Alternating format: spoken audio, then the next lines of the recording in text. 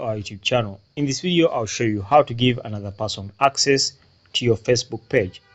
Quick one, guys, open up your Facebook application. Now come to these three lines over here. After that, come to the pages section. Okay, so you click on the pages section and then go to that Facebook page that you want to go to. Now for this case, I'll come and tap on this one over here. Okay, so you can see, guys, that this is a Facebook page, and then to give someone access, it's very simple. Okay, just come and tap on these three dots over here. Okay, and then you see more options over here.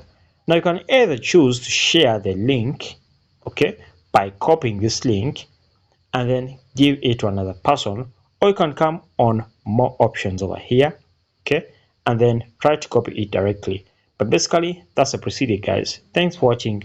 Like and subscribe.